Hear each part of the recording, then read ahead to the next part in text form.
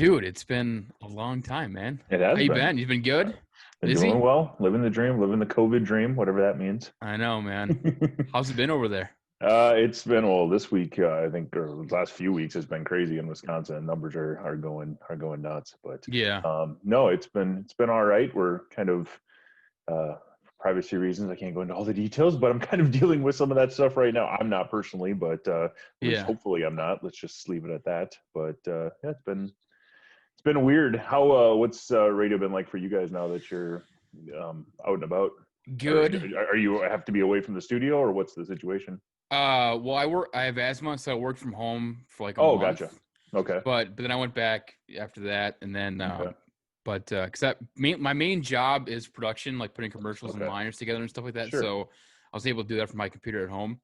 Yep. But I've been back for, that was like in April. So I mean, I've been back Got for it. a while now. But yeah, it's I'm sure it's same thing for your radio station, where it's like it's kind of hard to get sales going right now because it's just Yeah. nobody's buying anything, nobody's buying advertising or Yep. anything like that. So um Yeah. but yeah, guys, before we fully dive into the episode, this is Mike Ganger. We went to radio school together. Brown, which is no Yes. longer in existence.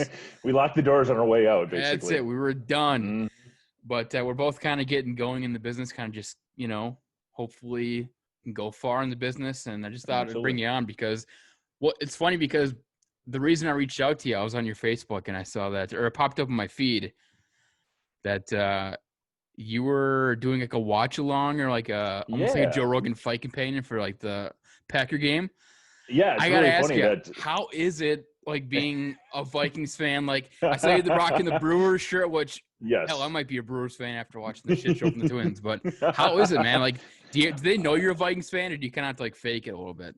Oh no, everyone knows. It's. I find it easier to cover a team that you're like just you're removed from. I Mm, think it's easier when you don't necessarily have a huge rooting interest. You can like objectively look at the team, and you don't have that bias. Because I think, as you and probably many Vikings fans are experiencing right now, that bias towards the team, like it. There's so much emotion tied to it when you're cheering for somebody, and you also have to cover that team. So I honestly don't mind it at all. It's slipped a few times that I'm a Vikings fan, and obviously everyone I work with is well aware of it. But I don't know. I think it's also fun, and it works out well because, as we've talked about, there's one player I probably and you can argue about his off the field behavior sometimes and exactly how he's represented in the public. But Aaron Rodgers is one of those guys when it comes to just purely on in the field, it's just hard not to respect the guy because he's just so good. unbelievable when he's on the field. You know what I'm talking about? Like there's stuff off the field. I get why fans of other teams can be a little I don't know, Dude, can have I'm feelings. like team purple all the way, Vikes Yep. fan my whole life. But I saw a couple people too, like you just go through Twitter on game days, especially when Yeah. they played each other week one. Yeah. Before week one, sometimes Vikings fans get a little too cocky for my liking. I'm like, shut up. I Yes. saw Vikings fans going, well, if we look last year at the stats, you might take Cousins over Rodgers. I'm like, hey, Yeah. Yeah. stop. Like, Mhm. stop it. I would take, obviously, it's not even worth saying that I would take Rodgers over Cousins. It's just obvious at that point. But man, he still got it, dude. Everybody Yeah. talks about, like, going into the season, they're just like, it's, he didn't have the greatest year last year, and they drafted quarterback instead of, improving Mhm. other areas of the football team. But damn, dude, he's still so good, which it sucks, but Yeah, and the biggest thing is I think Matt LaFleur has a whole bunch to do with that. And they yeah, were literally the reason why his numbers were down is because they were looking to try to implement this brand new offense. They're trying to bring in a look that nobody's ever seen. It's basically like what the 49ers want to do, but with an actual good quarterback, because I don't really think Jimmy Garoppolo is that great when it comes to actual on the field plays. So it took a couple steps. They obviously got Aaron Jones going crazy last year, 19 touchdowns, something like that. They still got to get him paid, but like it was that kind of building process. Okay, we're going to figure out the fundamentals. We're going to run this stuff, and now all of a sudden you're seeing all the play action off of it. You're seeing the throw now to kind of set up the run, and they've got some injury issues that have just bounced out here for the wide receiver position. So we'll see how that all comes up, but it might be. For at least Monday night, Marquez Valdez Scantling up for a big game. So we'll see. It sounds like Lazard after a career day might be out for some time, but they got to get that figured out. But defensively, they're so strong. I know it's been a weird year for football overall. Like generally going into a season where there's so many unknowns, you would think it was going to be the defense ahead of everybody else. You know, defense is so reactionary. You just go out there, you react, you find the ball, get ball, and that, you know, for the most part, there's schemes and things like that. But you thought the defense would be a little ahead of the offense. It's been the exact opposite. Every game's been like a track meet. If you've been betting the over, you've had a fantastic year. Yeah, it's pretty crazy too. I mean, right now it's just so frustrating watching the Vikings defense because I get that they have. Oh, and by the way, really before I get to that too, you know, you're talking about Aaron Jones with Green Bay. Mm-hmm. Is this the first time Rodgers has had a legit run game? I mean, he had like Ryan Grant, like kind of for a bit there, before, like when he first got going, but nothing like Aaron Jones, you know? Yeah, no, there's no question, and they've got a full complement because when he's tired, you got Jamal Williams, who's obviously not at that level, but he's very, very good. And now they got the rookie who's barely making an impact. But once they get to the point where they can work A.J. Dillon in the mix as well, I think Josiah DeGuara, I know a lot of people were upset about the draft. I kind of am too, I would be too, if, you know, I was looking at it from a Packers standpoint, just because I don't know if Jordan Love is the guy. I don't mind the pick of a quarterback there. I don't get the trade Jordan up. Love. The trading up for the pick was the one that kind of threw me off. Yeah. But it's nice to talk football with somebody because I just go from work to home, and people at work are like, you know, I got a buddy at work who's kind of into fantasy football, but other than that, man, I just been talking football. But, you know, talking about the defense too, it's just, you're right. The offense is so far ahead. And with our defense, what kind of scares me is that our corners are just so young. I don't blame them for getting rid of Xavier Rhodes or letting him walk. And Mackenzie Alexander kind of sucked letting go. I kind of would have liked him back. Trey Wayne's gone. Didn't really, whatever. That's fine. But, I mean, you're going to have a lot of growing pains. But I don't know. I don't know. I'm kind of sour on Mike Zimmer. I hate the like he's a cornerback whisperer. Like, okay, what does he whisper to him? Don't cover? Is that what he's been whispering to him? Like, I don't know, man.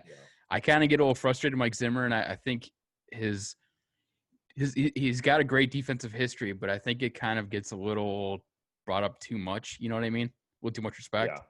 Yep, definitely. And I think the pedigree coming in, obviously these coaches that are associated with the Vikings right now, they're years and years. And actually one of them, speaking of the Packers and the Vikings, Dom Capers spent a long time with the Packers, and the Vikings bring him in as the assistant or whatever exactly his title is or whatnot. But they've got the experience. It doesn't necessarily mean it's resulting in any wins, but it was good to see him play better. The first 2 weeks, it's so hard to judge a team when you had so few opportunities. Like the offense just had so few snaps. Everything just wasn't going right. And in the game of football, if you can't get that rhythm down, you can't get multiple snaps and the ability to kind of work into your system. It seemed like they were great those first opening drives, and they went down the field. They did what they wanted to do. But then after that, it was just all kind of fell apart. So I don't know. They looked a little bit more comfortable last week, and we'll see. It's football, so winning changes everything. You know what I mean? Yeah. So like when you go on a losing skid like this, and there's plenty of people that 2 years ago maybe worshiped Mike Zimmer, and now all of a sudden it's like, okay, we got to move on and find somebody who is not 100 years old. Yeah, man. Well, like Matt LaFleur in Green Bay, it's like the trend right now in the NFL is just these young offensive-minded coaches. So I wouldn't mind seeing that. I don't know. I mean, they just signed Spielman and Zimmer to an extension. It'd be kind of hard to see the Wolves firing those guys, but I mean, I guess you never know. Chili. Yeah, I know, right? Extension, and the very next year got fired. So it's possible. And I mean, look at the schedule coming forward. If they end up dropping at they're not going to be favorites in any of those games. So you've got 4 games on the stretch here. Maybe Atlanta, they might be close, but if you lose those next 4 games, you're talking an 0-7 start. I don't care if you got an extension or not. There's always a way to get out of that. You know, that's a drop in the bucket when it really kind of comes down to it. Yeah, with a team that's kind of had high expectations the last few years, and it's just, I think too, 0-3 in football is unlike any other sport. Obviously, there's less games in football than any of the 3 major sports. It's just, you know, 0-3 is like you're already in a grave almost. Your season's almost kind of done. You can turn around; it's been done before, but sure. 0-3 in football is way different than 0-3 in hockey, basketball, or football, or baseball. It's way different.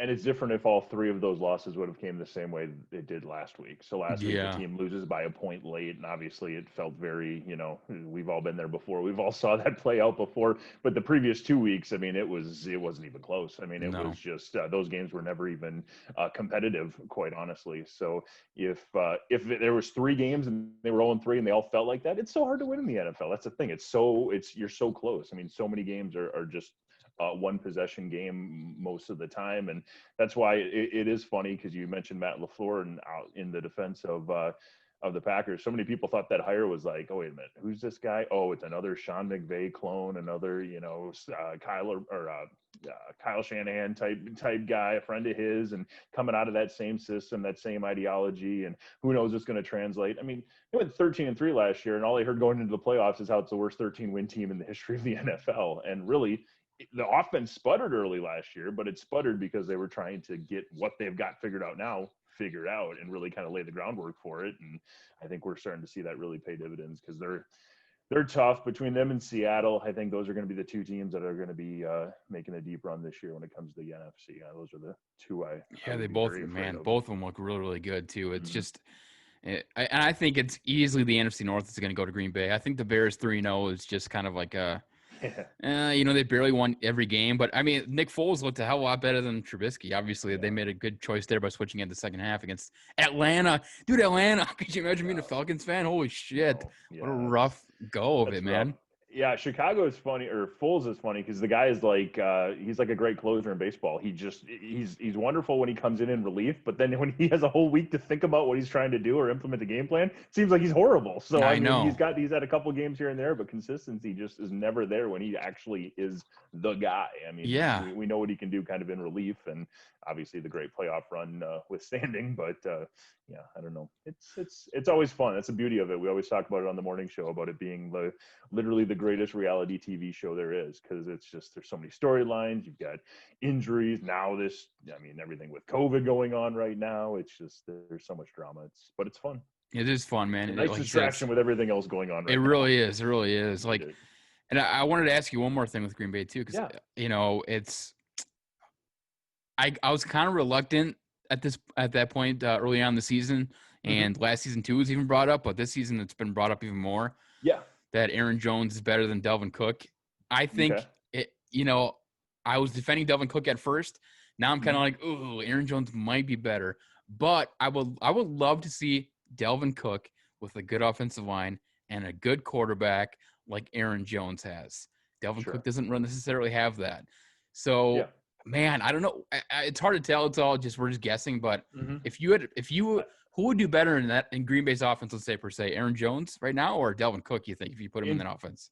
In Green Bay's offense, it is Dalvin Cook, 100%. I think Dalvin Cook has elite shiftiness. He's got elite vision. That's the other thing. His vision is just amazing. Aaron Jones I'm not saying he's not great. He's a very, very good running back. I was the one that basically said, don't pay him the contract in the offseason because you never want to buy something. I always compare it to, you don't want to buy an asset when it's at its highest peak. And there's no possible way he's going to get to 19 touchdowns again this year. Especially for running back, you don't want to pay, Now all of a sudden we're 3 weeks into the season. I'm like, okay, just pay him now because he might get to 30 touchdowns this year. It's unbelievable. And the thing about him is and I know Dalvin Cook's a very good receiving back as well. Aaron Jones is almost, he could line up as a wide receiver, and he might have to the way they're coming up with injuries here in Green Bay. So I think he's got maybe more tools, but when it comes to just vision and explosiveness and just elite talent, if he can stay healthy, which is obviously an if with every running back. But I think Dalvin Cook there's 4 guys. I mean, you've got Saquon Barkley, Christian McCaffrey, and I mean, Joe Mixon's extremely talented. He's up there, and then I would say, I mean, Dalvin Cook, to me, those 4 guys that I just named there, those are the 4 premier, just pure talent. If they were in a perfect situation, no one would be able to stop them. They'd be just world beaters. Yeah, I know, man. Are you in the tank for Trevor mindset yet, or are you still letting it play out? It's going to be so hard because even if you have a horrible season and there's so many bad teams, awful. There's so many bad teams, exactly, and none of those teams. I've heard people talk about, well, if the Jets fall, they've got Darnold. They're not going to, yeah, right. Even if Miami would fall, I don't care if you got Tua or not, you're still going to, it sounds like Trevor's the real deal. So if Trevor Lawrence is available and you've got the number 1 pick, I don't know how you don't take him. At the very least, you can trade away the assets you currently have or what the case may be. But if you're in the mix there and you want to go get your guy, absolutely, for the future. The Vikings know it's really, really hard to find a franchise quarterback. They, maybe since Dante have never really had one. So, I mean, they've tried on a few different guys, but it's just, it's so hard to get that dude at that single position. And now we're seeing in the NFL how important that is. I mean, well, I think you brought up Dante too. I think people forget like how actually good he was. I know he had Randy Moss and Chris Carter early on in his career before he retired, but the small hands. The small hands, man. Smell like cabbage. Fumbled the ball. Remember that every time you'd fumble like 3 snaps a game and be like, dude, hold on to that ball. Yes. Small hands. Mm-hmm. But man, people forgot like how good he was. Like 2004, he should have won MVP. He lost to Peyton Manning. Yeah. But I mean, he got that big deal, got the knee injury. Moss gets traded, and then it just went downhill. But you're right. That's the last time we've had like a guy like that. I mean, Brett Favre, yeah, but he was here for a year. Mm-hmm. And the second year was just complete ass. But yeah, man, it would just be nice to get a quarterback that's like our guy. We drafted him early, and it turns out that he's just a stud. Yeah. So I'm kind of hoping there's supposed to be like 3 good quarterbacks, Justin Fields, Trevor Lawrence, and Trey Lance. Hey, Mel Kiper has Marshall Pride, baby. There you go. SMSU grad. So yes, nice. Trey Lance, let's go. He played on the same field I played on in college. So nice. Yeah, it'd be awesome to see. Yep. I'd take any of the 3 quarterbacks. Absolutely. Mel Kiper has what's Morgan? What's the first name? Gopher quarterback. Tanner Morgan as like the 20th best player. Wow. I don't know about that, dude. I mean, I don't know, but I'd take any of the top 3 quarterbacks. It'd be nice. That's the thing. It's that's the league. But the other thing is you have to make sure it's the right fit and the right system around him. I mean, we've seen so many quarterbacks. Ryan Tannehill right now is my favorite example. Guy gets drafted in Miami and he's terrible. I mean, he just can't get it figured out. And I'm thinking, wow, he had all this talent in college. What's the difference? What's missing? What's the missing link here? Well, it turns out he's just in a terrible organization with some terrible coaching because all of a sudden he goes to Tennessee and the guy's comeback player of the year. He's, looking fantastic right now. Got a good offensive line. They play sound football. Got some nice weapons and looks really, really, really good. He looks like the way that they drafted him. So it's easy to call 360 first career, man.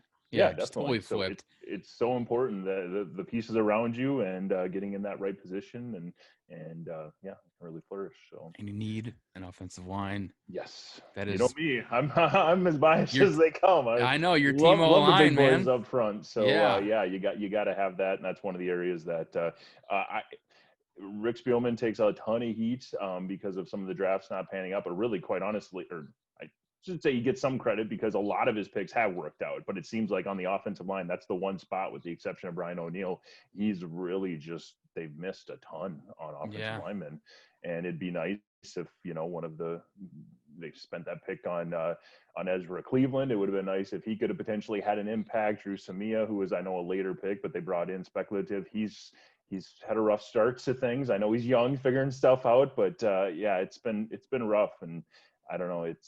That's one area they definitely need to clean up on. And that's one reason why a team like the Packers have had such sustained success for so long is they've always had a fantastic offensive line. I was reading an article the other day. My co-host, Matty Jones, was talking about what was the situation? I remember, but I was looking up an article and it was something that happened back in 2012 or 13. And I started looking up the details on it because I thought it was pretty funny or sounded interesting. And I looked and I'm reading the guys that were on the offensive line and it's like, rookie Corey Linsley and David Bakhtiari did this. I'm like, they're still there. Like these guys, they get drafted. Brian Bulaga just left last year. He was in the story as well. It's like they draft the right guys, they develop them the right way, and they stay here forever. I mean, it's huge. So hopefully we have something in Bradbury. Eventually, hopefully it turns out. Pat Elflein had that good rookie year at center, but then they moved in the guard and just been ass ever since. And I don't know. Brian O'Neill, like you said, is just kind of is that bright spot on the line. I think next year, I think the salary cap might drop a little bit because the NFL is losing revenue, and that's going to be kind of a problem for the Vikings because they're already up against the cap as it is. Yeah. So I almost wish the Jets did sign Anthony Barr, so we could have that money to maybe bring in. I know they tried to go up to Trent Williams, which that would have been sweet, but apparently he didn't want to come here. Yep. But man, it's like it might be the second most important position group behind quarterback. Yeah, it really is, you know? Mm-hmm. Yeah, you need that offensive line. Build the guys to protect them. And, hey, David Bakhtiari needs to get signed by the Packers, so maybe he'll be out there and available. Now, he's going to bring in a lot of money. I don't think another Packer to Viking cap space for that. But, that would be interesting. The Viking to Packing pipeline. What's that? The Viking to Packer pipeline continues. It's a popular one. Yeah. It's happened a lot. So. Yep. And he looks like a Dothraki, so he's a fun guy to have on the field. Yeah, there you go. We'll take it. If I ever had to get into a fight for my life, he's the first guy I'm calling. Big dude, man. He'll rip somebody's heart out. I know. Yeah, for sure. Just like Big Phil Lilholt. Mm-hmm. He was good too. He was fun. So, at least we have one good team. We have the Twins. Oh wait, oh man, dude, what? Oh, disaster. Yes. That's not even. You know what? The Vikings get a lot of crap in the state, rightfully so. But, I mean, they won a playoff game last year. At least they won playoff games. The Twins haven't won, it's now 18 straight playoff losses. Not series losses, game losses. Dude, that's ridiculous. I mean, that's a record for across the 4 major sports leagues. Exactly. That's how bad it is. The last time that any team even did something close to that, I think, was the 1970s. It was the Chicago Blackhawks lost like 16 in a row or something back in the 70s. But it was so Minnesota Twins because you had the perfect scenario. It was like, okay, you've got the Houston Astros. Everyone's going to just be looking for the Twins to be America's darling, knock out the team that everybody hates, Mm-hmm. and the Astros come in under 500 for this season. They had never they had never won 2 games on the road versus an American League team all year long. And by the way, the Twins have never lost back-to-back games at home all year long. And 1, 2, 3, not even competitive games. It's over. And the Astros, especially early on, didn't even look like they wanted to be there. Yeah, I know. They're not the same Astros that won the World Series. I mean, record-wise, obviously you can tell. Like you said, they're below 500, but and I couldn't hear a trash can, so obviously that helps. Yeah, that gotta look into that for sure. But man, it's just a mess. So you're still in Baraboo. Yep. Okay, Baraboo. That's over in Wisconsin. That's why I've been asking him, of course, if you're listening, about the Packer Vikings connection and all that stuff. Yeah. But how do you like it over there? I know you've been there since what? I mean, that's your first job after Brown, right? Yes, literally my first job. I got super lucky. I was to step back a little bit, it was my quarter life crisis was this whole radio thing. That's what I always call it. But I was in a different line of work for 5 years, already had a bachelor degree and everything in business management, marketing. And I just was kind of to the point in my career where it was either going to be I was going to have to say this is what I'm going to do for the rest of my life, or I want to, decide something else. And I was at the point where I'm like, I want to try something else. I did some color commentary and stuff for football, and I just really, really loved, the broadcasting and the whole concept of it. So that's when I went to Brown. And when I was back in college the first time, there was always that old guy in class that everyone looked at like, what is this guy doing here? And then I became that old guy in class. You guys were all looking at me like, who's this guy? So, all right, Grandpa, wrap it up. Let's go. Exactly. It didn't help. I was balding at the age of 24, so that didn't help me at all. But so I ended up doing that. And this was my first job out of it, and I love the area over here. So we're just south of Wisconsin Dells, literally just eight minutes south. So it's right between. Dells is just north of us, and then Madison is 35 minutes south of us as well. So it's a great spot. I know a lot of people from Minnesota obviously travel to the Dells and enjoy all that stuff. That's fun. It's great, whatever. It's very touristy. You go south just a little bit from the Dells, and all of a sudden you get to like one of the most beautiful parts of the entire country. It feels so much like Winona down here. So really? That's the way I'd really describe it. Baraboo is in a bluff. It's actually in the Baraboo Bluffs. Nice. So there are just these huge bluffs all around us. Devil's Lake State Park is the largest and most visited state park in the entire state of Wisconsin. That's a mile from my door right now. I can literally just walk out the door and be there in minutes. And they've got unbelievable trails over there, a beautiful lake, and it's so it's really cool. I think the nature of this whole area. There's the International Crane Wayne Foundation, which is super, super cool.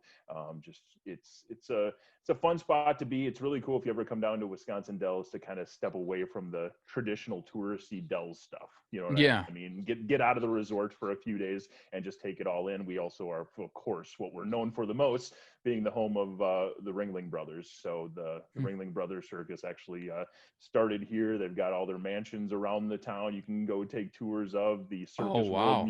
Circus World Museum is still here, and in a non-COVID year, they literally have a year-round circus act, and this is like Vegas style. The first time I went to this show, this is like Cirque du Soleil Vegas production. It's unbelievable. You've got acts that appear on like America's Got Talent and stuff. Those acts are here in Baraboo, and they do 2 shows a day every single day. Oh, wow. It is. That's awesome. That's insane. They've got tigers all set up out there. It's not the Tiger King guy, fortunately, but they've got tigers. We've got elephants, and it's just it's so fun to be in a community like this. It's so unique and known for so many things. Our biggest event, and you mentioned radio, how it's been a bit of a struggle, of course, with COVID. Our 2 biggest events each year are the parades around the town, including the circus parade, which brings in 25 to 30,000 people from Madison. And it was originally in Milwaukee, so a lot of people come from Milwaukee for that parade. But it is literally a big parade with elephants, tigers, anteaters. And the best part about the circus world is that they have over, I think, 200 different old school circus wagons.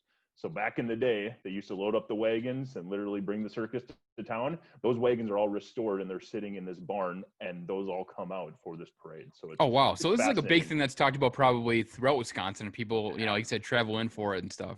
Yeah, throughout Wisconsin, it's nationally. It's amazing how many people who have retired now, unfortunately, with all of, I'm sure people have heard about the situations with Ringling Brothers actually and Barnum Bailey shutting down the traveling circus. Now, there are still other traveling circuses going out, like 30 to 40 across the country, so you can still go elsewhere to see circus. But the first year that happened, we actually had a big circus homecoming where it was people from all over the country, all over the world, that basically came here just to hang out for that weekend. That was it was such a fun weekend, and we had the big parade, and it's a unique vibe, but it's very, very fun. So on a non-COVID year, do you, it's when everybody comes into town for the parade, is it just for your radio station? Like, all right, we're gonna get some money brought into the station. We're gonna be having ads left and right because, I mean, obviously, are you guys like one of the only stations in Baraboo? Is it big enough to have numerous stations?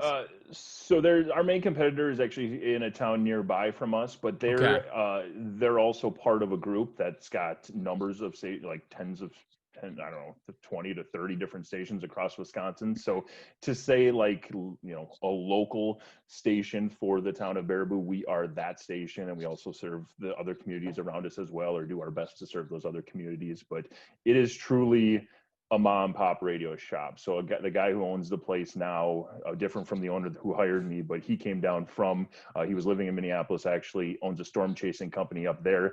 In fact, most of the stations in Minnesota, if you listen to the weather reports that come up at the top of the hour, middle of the hour, wherever the weather reports come, he and his group do most of those for a lot of the big media outlets up in the cities and all around Minnesota. So he still owns that company. And so that's been fun, kind of learning more about storm chasing, kind of getting into that sort of thing. But it is truly just the only station he owns. So it is, our Sundays are church services, and we play the church services from 5 or 6 different churches. So basically from 6 a.m. till about 1 p.m. That's all it is on Sunday morning. But then obviously you talked about it earlier, the Max Reacts show we're doing now, which is basically just a live watch along with the Packers games, kind of giving people that outlet if they would normally be going to the Lambeau Field, going to the venues to watch it, or going to a bar and they don't feel comfortable doing that, just giving them an opportunity to come watch the game and hang out with us, talk with other Packer fans, those sorts of things. But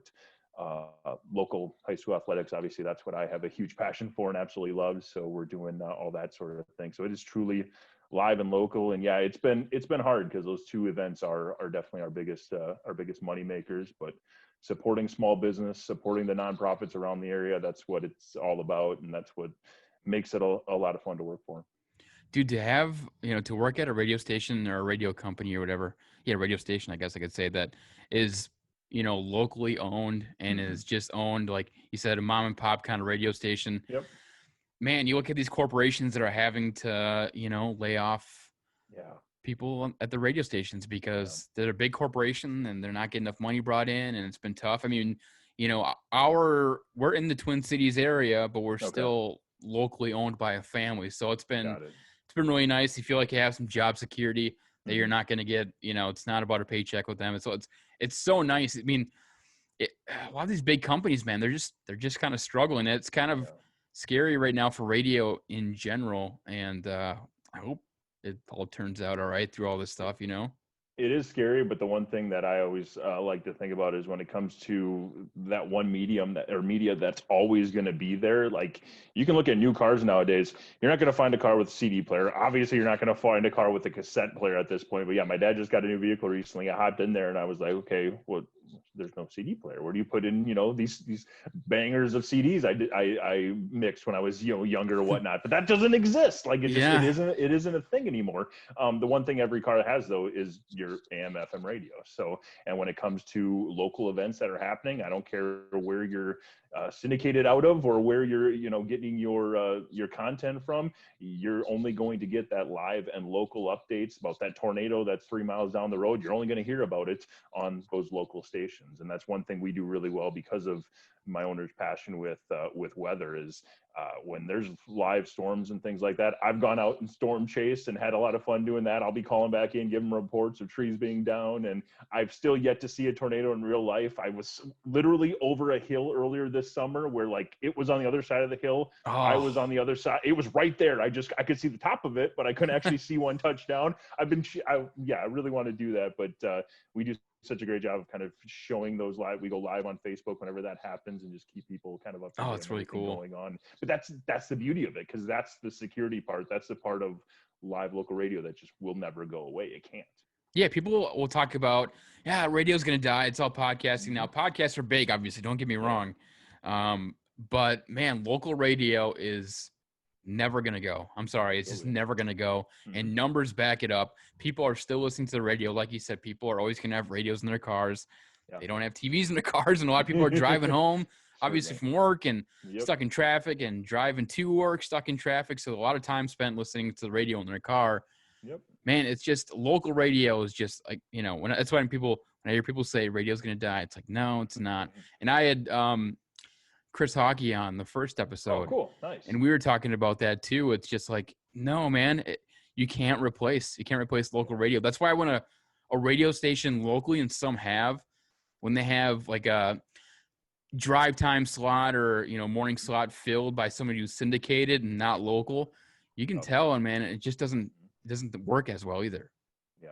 And for me, obviously, I have a great passion for sports, and I don't care what you do. You're never going to have the national guy who's doing a Brewers game be able to call the high school sports game or whatever the case may be. And grandma wants to turn on the radio and wants to listen to that. You know what I mean? So like, you can't get that, especially now with COVID. It's really going to be interesting because I know Minnesota just today, whenever you're watching the podcast, but just today, Minnesota passed that they're going to have sports this winter. So that was a huge ruling. The Minnesota State High School League got together and they decided, hey, it's a go. I think it was passed unanimously, which is great, except as of right now, there's nobody that can be in those venues. So you're going to have a whole bunch of high school basketball games. You're going to have a whole bunch of wrestling meets. You're going to have a bunch of different events that are taking place indoors that nobody can go enjoy and actually watch during the winter. So I think streaming and local radio stations, I think there's going to be a need for that. And there's going to be plenty of people looking for ways to follow their kids and follow their neighbors and their cousins and things like that. And I think that's one of the things we've seen. Our very first football game, because of how it worked out in Wisconsin, was this past Friday. And it was one of, if not our biggest streamed games we've ever done. Oh, nice. So I bet. Just because, like you said, nobody can go to the game. So that's kind of the only option. Yeah, they did do a good job. In this case, in Wisconsin, you can get, I don't know exactly the numbers, but you can have fans at outdoor venues. So each player had 4 tickets that they could essentially give away to family, friends, or whatever the case may be. But then they each had like their little X's on the stands where they had to sit with their little pods of people. So everyone was still socially distanced. But it worked out really, really well. And it was so fun. And it was such a relief to, it might have been a month and a half late, but it was such a relief to be able to call a football game with crowd, fans in the stands, and be able to watch these kids play football and just there's, I think, near 40% of the schools in Wisconsin are actually pushing to the spring. So I'm really interested to see Oh, how that's okay. going to work out, because they all went the spring option. I know Minnesota is the spring option, right? I believe for football. I don't think they can do any football this year They in are. the Well, fall. they were They originally just gonna changed that. move it, but then I think the football is gonna be football and all the fall sports are gonna be going on in fall. Okay, So they, kind of retracted that, but I think I'll have to double got it. check on Okay, that. But um, it's a bizarre no, man, year. Yeah, yeah, it's like it's just important to have that, that local connection to radio because, like I said, people biggest live audience you guys had for a football yeah. game because nobody can go to a game or nobody can Hmm. go to this thing, and it's just it's really important for especially because how big is Baraboo? It's like what's the population around? With West Baraboo and Baraboo together, I think it's 14 to 15,000, something in there. Okay. So 14, 15,000. And then there's a bunch of communities with Sauk Prairie, as well as Portage and Reedsburg, that are kind of all just around the area, just south of Wisconsin Dells as well. Dells doesn't have a huge year-round population. Obviously, the tourists is crazy. The town is Yeah. super busy and popular during the summer, but then you hit that switch where it's like usually September, October rolls around, and all of a sudden it's like, okay, it's a ghost town over there. So Yeah. but no, there's a lot of people in this general area. Well, Zach, after college, he got a job in Wadena, Minnesota, Okay. which is just, it's in the middle of nowhere. But he's like, hey, Yep. it's a job. I'm taking it. So it's like Exactly. You got to. you Yeah. got to, and it's just because like I thought it was gonna be much smaller, but that's not that small. It's not that bad. I mean, Yeah. like Zach and Wadena, I think he said like it was just like hundreds. I mean, it was a Hmm. tiny, tiny town, Sure. which I guess you're kind of a local celebrity there. Everybody knows you because you're the one voice in town Sure. Sure. kind of. But what's your daily like task at Yeah. the radio Um, station? yeah. So I joined. So Matty Jones, the host of the morning show. When I first got out here, I was the only guy at the station that was on the air. Oh Literally the wow. only person. So when I got here, and we also were syndicated for 19 out of the 24 hours. So Huh. basically, I would get there in the morning. I would do a sports reports. It would be just a live local morning show, sports report, local guests, things like that, listening to music, and that was pretty much it. As soon as I got done at 9 a.m., I hit a button, and all of a sudden we were live from Denver, and it played that for the rest of the day. And there was definitely a disconnect. You weren't part of the community when you weren't live and local all of the time. So now how it works out is the owner's wife, Maddie Jones, she is now the host of the morning show. So she comes on at 6 a.m. I join her at 7. We chat sports, 7:10, 7:40, 8:10, 8:40. We also talk about, your wacky, dumb news stories about, pumpkin spice lattes and things like that. Yeah. So we have that just normal banter back and forth. During the football season, we're really lucky. Chris Havel, who actually is on The Fan in Green Bay, he helped, I think he co-wrote 2 of Brett Favre's books, and he wrote a book with Reggie White and a Super Bowl. Like, he's a Damn. longtime Packers writer. He joins us every Monday and Friday morning at 8:30 to chat about the Packers games. So we Nice. recap to the game that just played, we preview the game that's coming up. So that's super fun, and always a good way to connect and get the perspective of what's going on really close to the team, because he is so involved. And so that is the morning show part. Then I take over from 10 a.m. until 2 p.m. on air and just do a normal radio jock shift, listening to 80s, 90s, and more. That's our thing. We play a lot of my boss loves hip hop from the early 90s and things like that. So we play some music you're not going to hear anywhere else, which is super fun. And you can obviously stream it from anywhere, 99.7 Max FM on Facebook. You can get all the details for that, but ton of fun. And then from then on, I also do all the production as well. So that's what my afternoons usually consist of, doing production of new commercials and recording stuff, sending stuff off, and whatnot. We do have a small TV station as well, so we manage that, and I do some of the traffic for that, make sure the right things are playing, and we've got shows running, and so it's a fun little, it's definitely a fun little Keeping spot to work busy, at. And man. it gives you, and Damn. that's the thing, it gives you an idea of every part of the radio business. That's what the fun thing is, it's Yeah. you get an idea of all of it. I mean, I haven't done much selling, but I've done a little bit of selling here and there. I You've hate got sales. How do I you know. like it? So my previous life was more sales, and there's a reason why I got Oh, into okay. radio. So I'm really Yeah. bad at handling rejection. I'm terrible with it. I don't know. I can't get over it. But Yeah. so that's that's one of my areas. Everyone likes me, and if they don't like me, then I just like my life is over, and I have to figure out why they don't like me. It's kind What's of going the on thing. here? So What's going on? Yeah. exactly. So Yeah. when it comes to sales and people just randomly, my first gig was door-to-door sales selling security systems. So Oh, I was humbled very quickly you're on almost automatically hated, even I not even know what you're was. selling yet. I was also in North Carolina, so I was in a town or in a spot I've never been in my entire life, doing Wow. something I couldn't imagine that was totally out of my comfort zone. So Huh. it was a unique experience, but no, it's just fun because you do get an idea of every bit of the station and just every little bit of how it's all working behind the scenes. And I don't know, when trade in, it's a fantastic first spot to really get a great idea of what's going on. Yeah, man, it's a fun gig, and Mm-hmm. obviously, you know, we don't do it for the pay.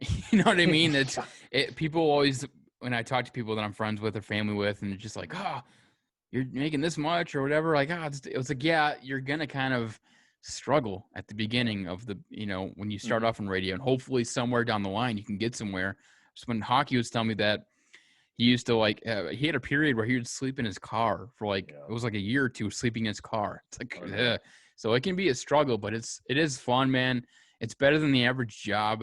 You Sure. get to be creative, especially with production. You get to put this sound effect with that voice and Mm-hmm. match it all up, and it's a lot of fun. It's like you get to be creative at your job, and there's not many jobs like that, man. Yeah, no doubt. And I think that's the biggest thing for me is yeah, I've said this multiple times, but I've never worked more hours and made less money in my entire life. But Yeah. at the same time, it's you got to find that thing you're passionate about, and that's the reason why I decided to get into radio from what I was doing previously. And it's your typical 9 to 5 job before that, and I was making fine money, and I was working my way up, doing the whole thing, and then I just got to the point where, and it's funny you keep referencing Hockey because those guys were kind of a big part of why I got into it. I loved the play-by-play aspect. I loved covering sporting events and actually doing play-by-play and doing color commentary. But then I used to live down by Mankato when I was just out of college, and I would commute from Mankato up to Eden Prairie. And one day I was flipping through, and all of a sudden I came upon Hockey and Corey Cove and Star at the time doing a morning show. And I'm like, well, what's this? This is kind of interesting. And you just hear how much fun they have, and it's so fun to watch that show evolve. And we know now they are absolutely crushing. I think they're the top show in basically every category for that demographic in the entire country. So it's unreal to see how that is developed. But yeah, they're a huge reason why I kind of got that bug and got the passion for it. And it's definitely fun to do. It's a fun It's industry. insane how big that they've got. Just not even Oh, as that show, but just yeah. the whole station altogether. Mm-hmm. I think Barrett Sports Media. I don't know if you follow him on Twitter at all. No. He's like he was a former sports radio program director. Now he has his own website where he Okay. has a podcast where he brings on radio people that work in sports radio around the Yep. country, and takes ratings and ranks sports radio stations around the country. Yeah. Like there's a station in Nashville. It's Minnesota, the fan, and the station in Nashville. They're always like 1 and 2 for the most listened to sports stations in the country. So that's like, Yeah. damn, they are killing it. I And the mean, the best move part to is they're FM not definitely even sports helped. stations.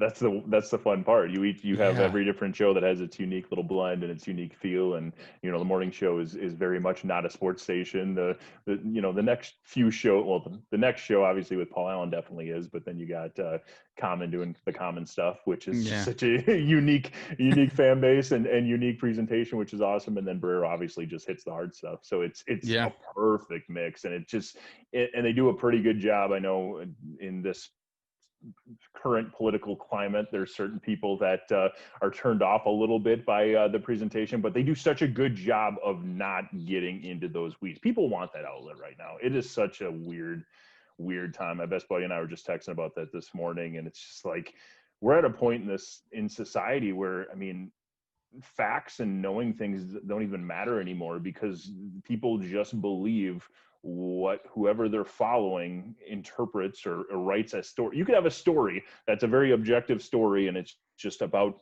X, and then you Mm-hmm. give it to one group, and that group is going to take out a certain headline to make it sound like Y. And then you go to this other group, obviously on the other side, and they take out this little other expert, and then they use that one, and it's Z, and all of a sudden you have two exactly conflicting headlines from literally the same story, but I nobody know. takes the time to read them. I mean, that's the problem right now. Headlines have absolutely, and we don't need to get into all of that because we could be here all day, but they just do a good job of being a release, I think, and that's what radio in general should be. I mean, us on the morning show It's entertainment. I mean, it is. essentially, it's what it is. Yeah. It is. It's a way to step back from reality, and I've been working from my place since my goodness, what was it? April, I think, is when we basically took our separate ways, and we are able to connect through a program on the computer. And Maddie Jones is from her home over in Reedsburg. I'm from my home here in Baraboo, and we can hop on, and it's close enough. There's a slight delay, but we've gotten down to the point where it's almost not noticeable. And we did it in the past a couple times when somebody had to be out of the office or something, and for the most part, it sounded good. And now, I mean, there's been a few hiccups during COVID. There's no question about it, but for the most part, I've got my mixer, my compressor, I believe, my computer right now that I'm talking to you on. Obviously, the great mic, and it's working. You gotta find a way to evolve. And the nice thing about radio is you can do it from basically anywhere at this point. Thanks to technology. I was gonna say, I was like, you got the official like radio mic, and damn, he's, because those things are a lot of money if it's not from the station. It's definitely, like not cheap. What do you think of? This is kind of just a random thing, but we're talking about the fan. Oh yeah. What do you think of the direction that like Score North is taking of like being like almost all digital? I'm kind of at some points I'm like, okay. I'm almost kind of with you. At some points I'm like, I don't know. But what's your opinion on that? If you have one, it's the whole podcast like ideology, like you talked about, just being able to get everything you want on demand and going the digital route. I'm sure from a cost effective standpoint, there's a reason why they're doing it, and it's just we just kind of mentioned the reason why the K-Fan, in my opinion, has as much success as they do is because they're not sports all the time. It is so hard to make sports all the time entertaining. You've got buckets you have to fill of content every single day, and if you're only relying on talking about some guy's ERA or talking about some guy's yard per carry or talking about whatever, you can't do it. It's not possible to always fill up those buckets unless you can be super entertaining about it and kind of use that as your tent pole, but then have a whole bunch of other stuff that makes it entertaining and makes people want to listen to it. And I think that's what obviously K-Fan's done, and I think that's what some of these other industry or some of these other stations struggle with when it is 100%. You have to have a very dedicated fan base when it comes to that, and there are certain fan bases that I think are wanting that. I think Green Bay is a perfect example. There's a lot of people that, and there's a reason why Chris Avalu joins us every single day. His show that he hosts is a call-in show. And from, I think, 3 p.m. to 5 or 6, they just sit there and take calls every single day. They talk about whatever, the callers call in about. It could be about the core injury that Alan Lazard has. It could be about Danica Patrick and Aaron Rodgers going on a mountain. It literally is just everything you can imagine. But there's a want for that. There's people who want to listen to that, and with that fan base. And I think Minnesota is unique because there are so many different sports in the Twin Cities area, but because of that, it's hard to please every single group. And, it's hard to make it sports centric all of the time. I know, really, man. Really tough. And I love sports. I can't listen like the stereotypical. That's why I like K-Fan, because I do not like the stereotypical sports talk radio. When I would drive in, I interned for the morning show. Yep. And I would drive there, and I would, be driving like 4:00 in the morning, 4:30, it'd be pitch black, and I'd flip through to, K-Fan signal, and it'd be some syndicated sports overnight show. Mm-hmm. Dude, it is garbage. It's so bad. It is the stereotypical, like, he's got an ERA of blah, blah, blah, doing the radio voice and stuff. I'm like, oh, okay, I can see why people don't want to listen to sports radio so much, and I'm one of them, because when I get home, I'm listening to like Joe Rogan's podcast or something like that, or a different other podcast. I don't go home and go, all right, time to really dig into some sports podcast or sports radio. Like, I can't do it, man. It's just so much. But yeah, that is definitely K-Fans. It's their key ingredient, I think, to just this major success is okay, we'll talk sports if there's Yep. something to talk about, but if Yeah. there's not, we're not going to force it. Exactly. And I think that was the big problem with the pandemic is everyone was like, okay, what's going to happen? There's no sports. We went for months without any sports. And it's like, Yeah. who's going to be able to survive? I know there was some thoughts that, oh, there's no way they're going to continue to have these great numbers when we're in the middle of a pandemic. Of course they are. They do the exact same thing already. Like, yeah, you might have a couple here, quick little hits about your sports reports and things like that. But for the most part, it's just entertaining. And it's just talking about things that, pop culture stuff and things that everybody can relate to. And I think that's a big difference. Barstool, kind of the same exact concept. They use sports as the vehicle, but then they just fill it with all the different fun personalities and all the different topics and off the wall crazy commentary and things like that. But so sports certainly is a big part of it, but that's not, you're just not going to be able to, I think, use that as the only bit of content that you have. You've got to also have the entertaining aspect as well. Yeah, no doubt, man. It's absolutely true. So, in radio, especially starting out, and maybe now, or maybe even recently, have you had any hurdles, like as far as your on-air tendencies, performance that you kind of had to get over in your early on career? Because I'm kind of interested in that, because I've definitely had my hurdles and I'm still kind of dealing with some different things. Do you have some things where like, damn it, I got to get better on that, or I have improved on that? Yeah, 100%. It's hilarious when you're going through production and you've been doing production as long as I have, because I can pull up folders from like 2015 or something. And I'm baffled that I got a job, because literally like there's commercials where I'm like, well, hello, thank you for whatever. You never, they talk about finding your voice and like getting to that point where it's like, it's actually you have to work pretty darn hard to get to that point where it becomes you, and you can listen back to your production that you've done way back in the day, or the audition tapes and stuff I did for Radio X on college radio or whatever the case may be. You listen to that stuff and I'm like, that is a train wreck. I sound absolutely awful.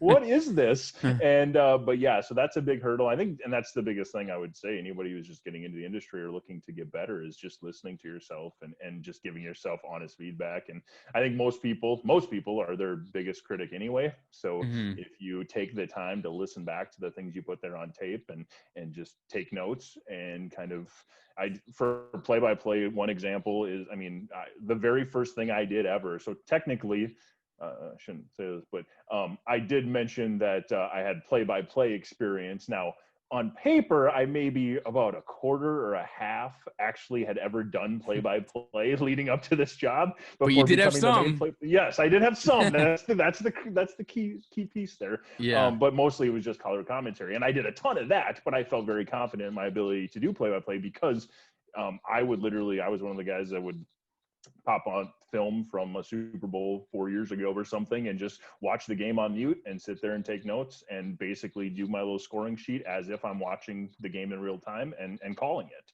And I would record that and listen back to it. And I think that, those are the steps you have to take if you want to keep getting better. And the different podcasts, we've had a few different shows. There's a local hockey team in Wisconsin Dells that like a independent hockey team that we did a whole series with one of the local bars, and we would go there and do the show and listen to every episode, literally just take notes on your performance and think about what you can do better the next time. And I think that was my biggest thing. It's just always being open to criticism, being open to learning. I think that's a part. I played football at the college level, and I think watching film is such a huge thing when it comes to sports. Using a sports analogy, you got to watch film and radio. Watch film. Mm-hmm. You got to listen to your tapes. You got to listen to yourself on the radio and go, all right, I got to work on this, and that's the only way you can improve, really. For every hour you spend on the actual football field, you're watching about 4 or 5 hours of film in the room, either preparing for the game or reflecting on how the game went. And that's exactly the same thing when it comes to radio or practices. When it comes to football, same thing. You get done with practice, you go back and you watch the film from that practice and see what you can do to improve. It's just being open to that and being hard on yourself, but fair on yourself, and then just moving forward, I think, is the biggest thing. Yeah, man, it really is. And when I still have the hurdle. I did have the hurdle of just not knowing like you said, not knowing your voice and not knowing what to do necessarily. or how to sound like, but you just got to talk like we're talking right now. You just got to let it flow. If you stumble, you stumble. It's okay. It's going to happen. Like hockey told me that, like, one of the first days I came into intern, he's like, if you mess up, you mess up. I mess up. He's like, I'm at a big station and a big morning show. It's like, I mess up all the time. Yeah. So that's the kind of thing. And so our company, we have Bob FM and we have the Big Q, which is like oldies, classic rock and stuff like that. So a couple years ago, we hired a sales manager that was the PA announcer at AT&T Stadium in Dallas. Was the Cowboys. Okay. Yeah, he's from Minnesota, Bradley Rock. He passed away last year. Okay. But he was a radio pro, had a great voice, he worked like for all the biggest sports stations in Texas and stuff, like as a program director. Like, dude's been everywhere. I mean, the PA announcer for Jerry World. Like, he's been everywhere. So every day he would sit with me after work. He would stay after work. He could have gone home. He would stay after work and sit with me in a studio while I'm voice tracking. And just like, all right, that was good. Work on this. All right, work for hours and for several days. And without that, dude, I'd still be like, I was a couple years ago, so I was definitely better than I was. Obviously, when I started off, I was much better when I started. But just even 2 years ago, with his help and where I'm at now, it's just like, it's so awesome when you can tell how much you've improved and hear how much you've improved, and like, oh man, I've worked my ass off, and you can hear it on the radio. You have the proof, and it's just, man, it's a great feeling. And that's why we talked about with radio too. It's rewarding. You get to be creative. You get to work on, different kind of shit to get your sound better and your production better.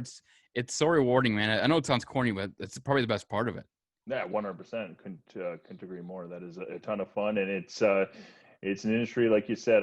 One of my favorite stories is the very first. One of the very first games I ever did color commentary for. I was driving back in the station vehicle with the guy who had been working there for years. This is in New Ulm, Minnesota, and the guy says, well, Mike, when I get back, I got to do this, and I got to do this, and I got to do this, and then I got to do this, and before this gets done, I got to do this, and so I want to be here until about 3 a.m. And he's looked at me and he says, Mike, whatever you do not get into radio.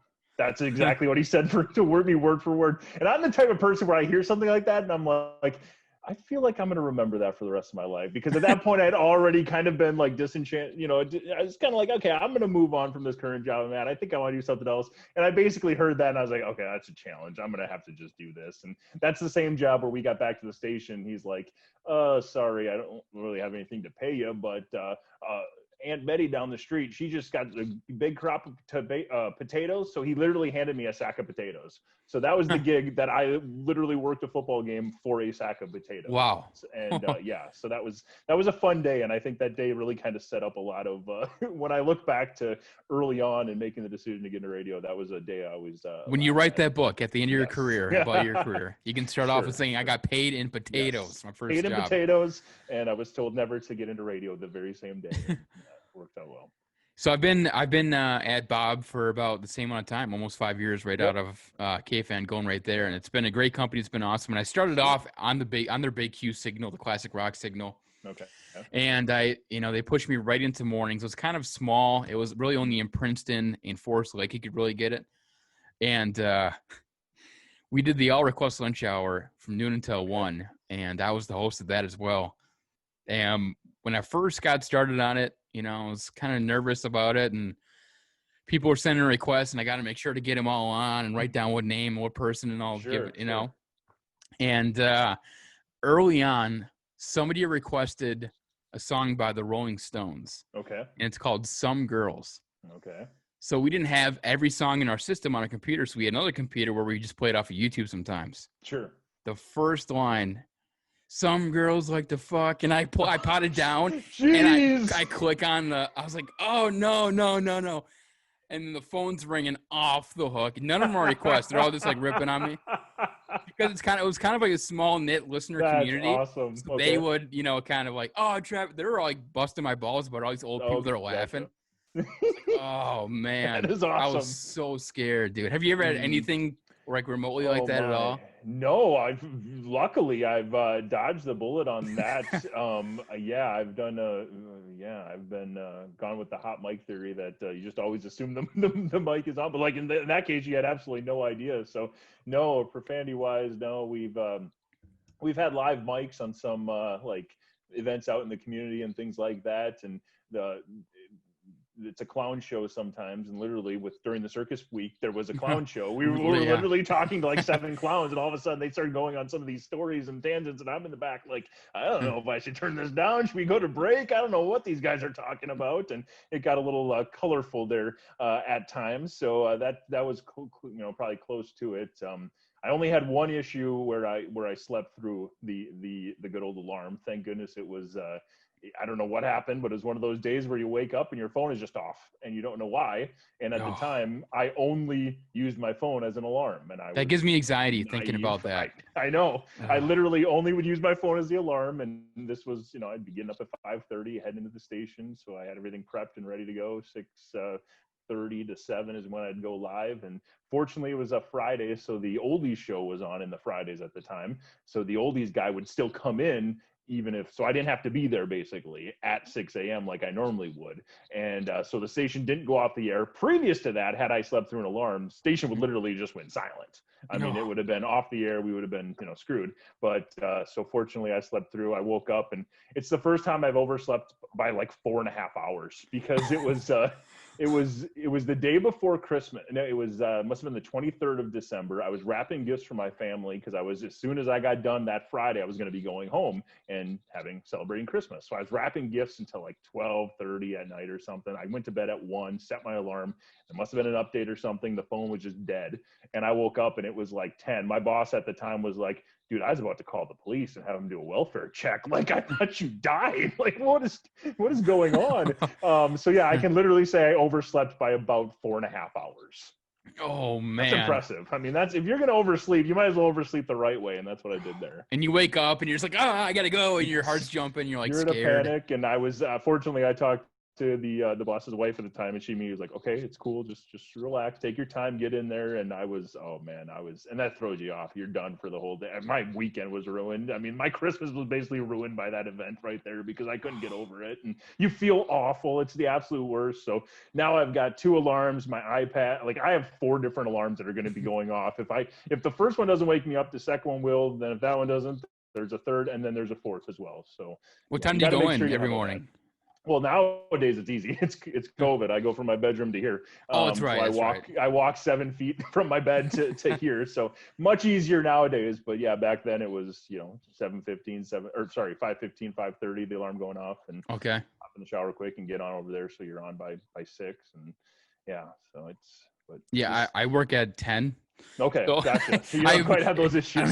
I don't have that kind of issue anymore. But I had Ben Lieber on a few months ago, okay. And it's kind of the same kind of concept, I guess. But he was going to do a Zoom call with me, but my Wi-Fi was just horrible that day.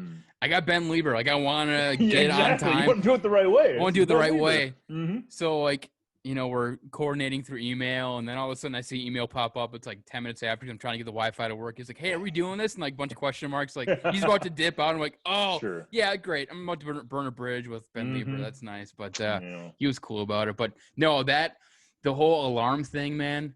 Oh, dude, that is just anxiety inducing. Just thinking about it sucks. I think we've all been there. Yeah, but it's definitely rough, man. It's rough. It really is. So you working from your house, like? Yeah. How is that? When I worked from my house, I kind of felt like I was definitely a little lazy here and there, cutting some corners, but not too bad. I wasn't on the air from here though. I was just, producing commercials and stuff like that. So luckily I was able to do the main part of my job, still get paid. But what about you? How are you liking working from home? I hate it from the morning show standpoint. Like the chemistry that you have between the 2 different jocks and the people going back and forth in the morning show. I know there's just a slight delay, and we've been used to it. We've been doing it for 6 months now, or whatever the case may be, but I just can't stand that part of it. Like, I just want to be in the studio. If we're laughing and joking with each other, I want to be able to see each other's facial, expressions and things like that. I think that's so important. So that's been a really, really hard part about it for me personally. But after that, I'm pretty cool with it. We kind of voice track to live is kind of how my boss likes to call it, where you're live, you're doing your shift live, but you'll just basically, like, we're all really, really busy. It's a small, that's the beauty of a mom and pop shop. There's 4 full-time employees in the entire Hmm. station, and that's including my boss and his wife, who aren't actually employees because they don't get paid. So really, there's two full-time employees basically, and we essentially just have so many different things going on that you'll track the 11 o'clock hour, and then you'll go do something, and then you'll get in there, and oh, by the way, it started raining, so now you'll talk about the fact that it's raining, and you'll go live, and you'll go back and forth. And we do have the ability to track and go live from our home. So Oh, nice. when the morning show host is out and about, they just went on a camping trip a week and a half ago. I did the morning show live from my place, and it was actually, live. You're doing it from the spot, so, and that works out pretty well. There's some lag issues and things like that, but it's been good. But the thing about radio, and as far as cutting corners and doing stuff, the thing about radio is if you don't get something done, everyone knows about it because Yeah, for sure. that means that spot doesn't play. That means there's dead air. That means something. So that's the beauty of radio, and the fact that there's always things to be done. And we found out very early in going to school that there's a reason why they don't pay you by the hour. It's because they couldn't afford to do it. So it's definitely there's a lot going on. Well, I would get like a list of production that I would normally do. I'd have to do I'd put together shows that are gonna play on the weekends, so the recorded shows as well as commercials and all that stuff. So I'd have every week I have a checklist of what I need to do. Sure. And then I have a checklist of my weekly production, and also that doesn't include all the commercials that come in.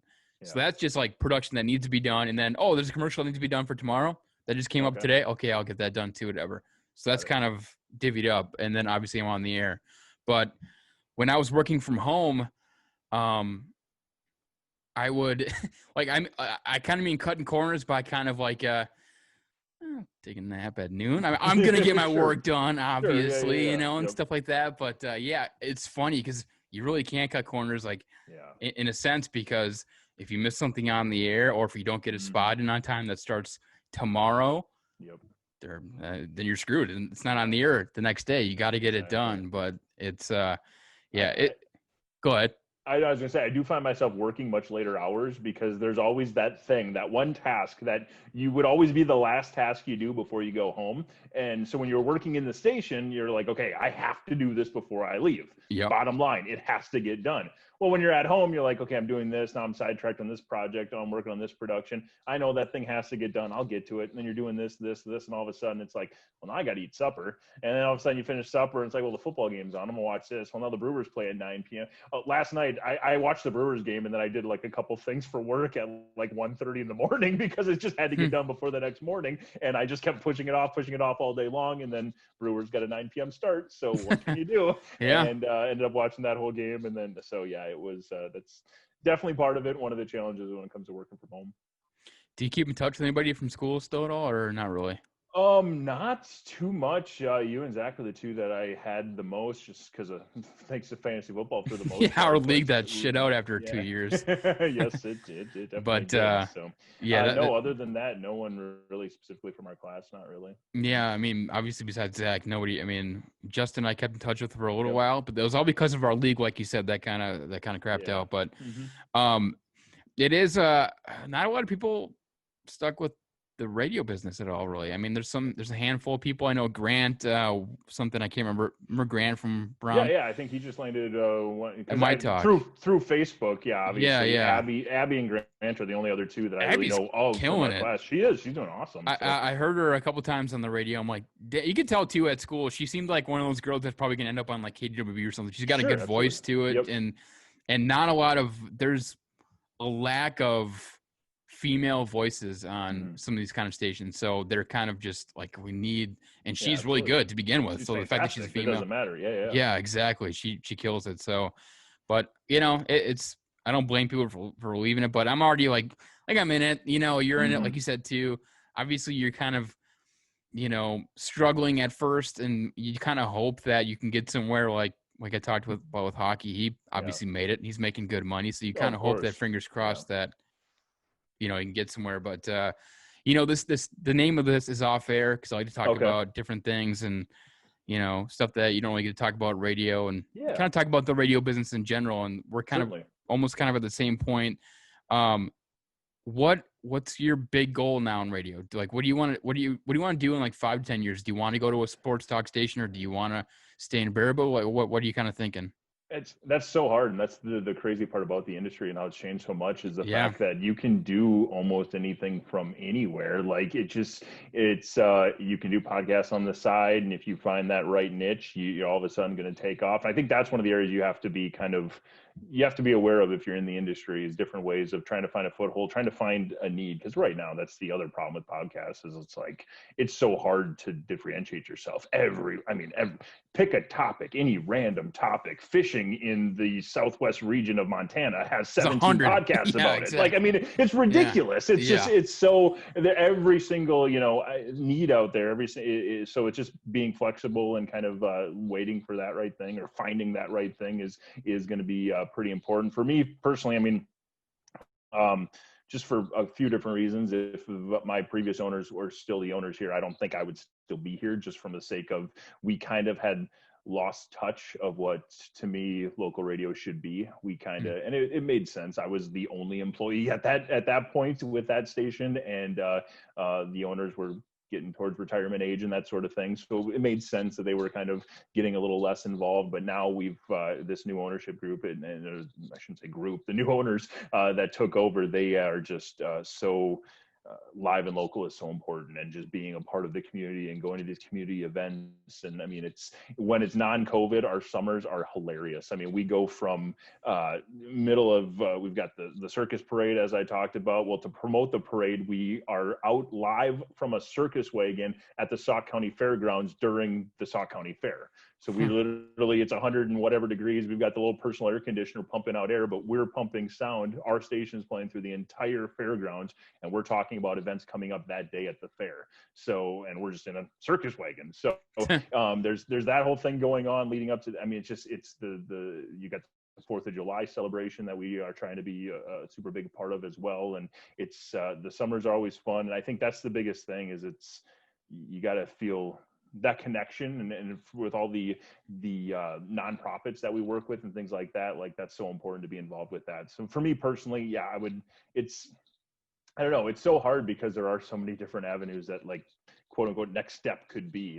I love play-by-play. I love doing that. I would love to be able to take a step further on that and kind of up things that way. But the beauty of it is, you could do that and still, look at PA, for example. He's got 14 different jobs, and I know. he's able to do all these different things. But nowadays with the technology, for the last 6 months, for the last 7 months, whatever it is, I've been doing a morning show, and the host of the show and I have been live with each other every single morning, and we're not even close to each other. Is somebody back at the station board hopping then, or do you just we've been able to avoid any major catastrophe, but everything's basically just potted up. So everything's potted up, ready to go. We connect, and there is one person back there that if there's any connection issues or if the computer shits out or whatever the case may be, and just needs to be rebooted, he'll be there to reboot it and make sure we're up and live. But otherwise, we're just potted up and need to turn the volume down your mixer when you want to go. Yep. Okay, that's kind of what we do. Because it kind of leads into another thing too. It's you're talking about how busy the summer is for the station and stuff. Dude, broadcasting, doing live broadcasts outside and you get to meet people is the funnest. It might be the funnest part of radio for me. Yeah, for sure. We got a huge setup. We got a stand. We have live music play every day because we have a thing called homegrown artists that we bring on, a lot of country homegrown artists that are in Minnesota. That there's a Midwest CMAs or whatever. That's the country music in Minnesota is pretty damn big. Yeah. So we have homegrown artists on all the time. And we have a stage at the state fair that we have every year right next to the Coliseum, right across the street from the Coliseum at the fair. Okay. Really cool spot. So you can we have crowds of people. Everything. It's great. God, I know, right? We have a really cool spot. Just crowds of people there all the time, every day in the summer. And I was there every day, every weekday on from 6 or 7 until close. I can't remember. But talking to people and meeting people and shaking hands. I haven't confirmed this, which is this is really cool if it is. So we had some help with T-shirt sales and stuff like that because we have our booth set up a big truck thing that folds down to a stage. It's pretty insane. Yeah. And then that's where the radio broadcast stand is. We have all of our equipment, and then over to the right of us, we have a booth where we have interns and stuff selling T-shirts and hats and all that stuff. Yep. Cool. A lady from a company that puts commercials on her stations that, that we advertise for. She helped us sell t-shirts, and she said that she was talking to a guy, Jim Erickson, who works at our station. He actually does the high school hockey tournament on Channel 45 with Luna Annie.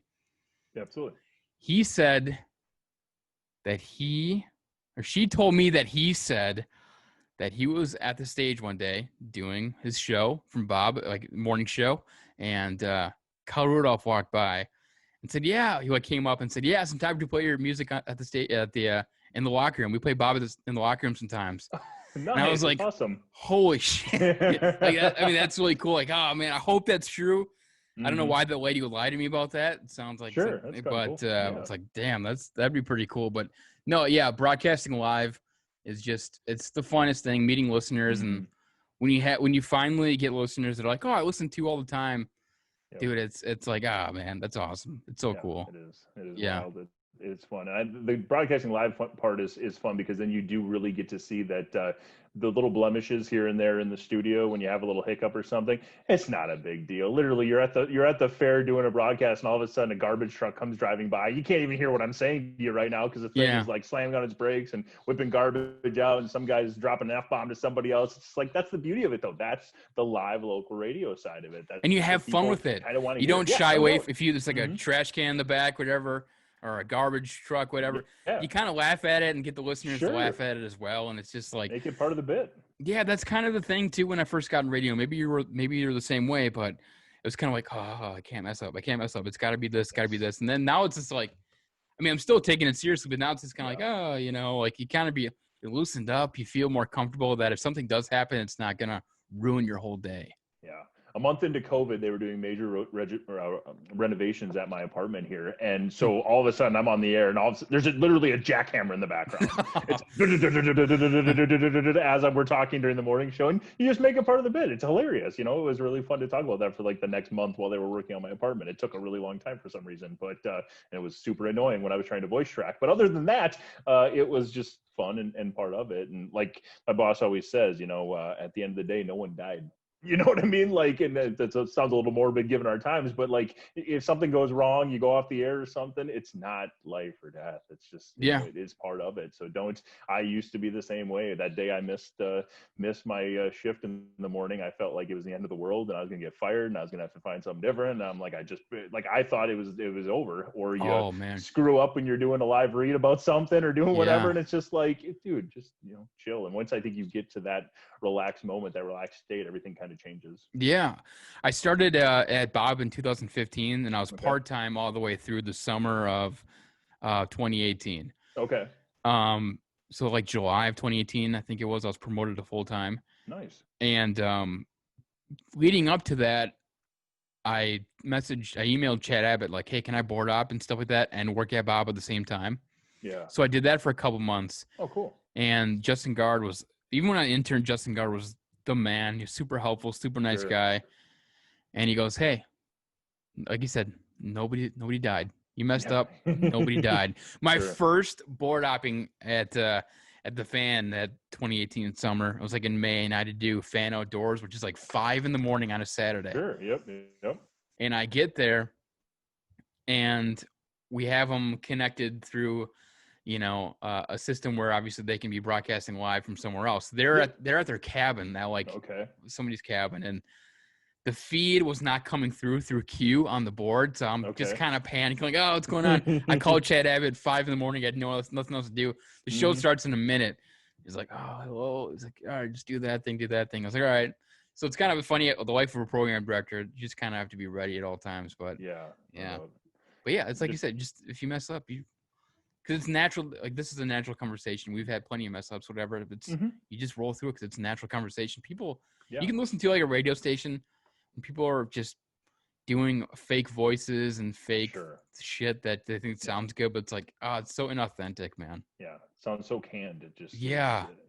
No, I totally agree. It was funny. The last game I did, it was the first game of the season. We're getting ready. We were having some technical issues, so we're trying to get set. At the same time, I'm listening because the Madison, with so few games, and actually in Dane County, Madison, as well as in Milwaukee County, obviously Milwaukee, they basically have no high schools playing because of the higher COVID numbers. The larger populous places, they're just not competing in the fall. It's only spring.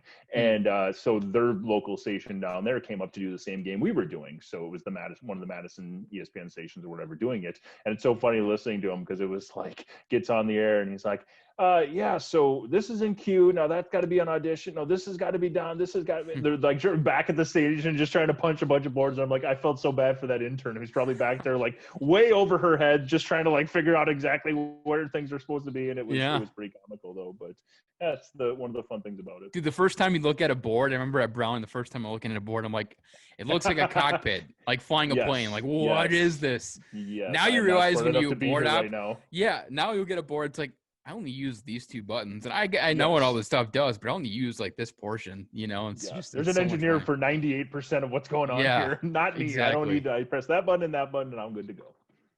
Dude, thank you so much for coming on, man. This has been fun catching up and talking sports and radio and stuff like that. I'm just I'm kind of winging it with this off-air thing, but I am kind of phrasing it as like stuff that I can't talk about on the radio. You know, when I'm on the radio, it's mostly just talking about country and local news and stuff like that. And so, can't really talk sports. Anytime you want me to join again, feel free to ask. I'd love to do it. Awesome, man. You can go ahead and hang on. I'm going to end the podcast here. All right, guys. Thank you so much for watching. Subscribe to our YouTube channel, Off Air with Travis Harpin. Talk to you later.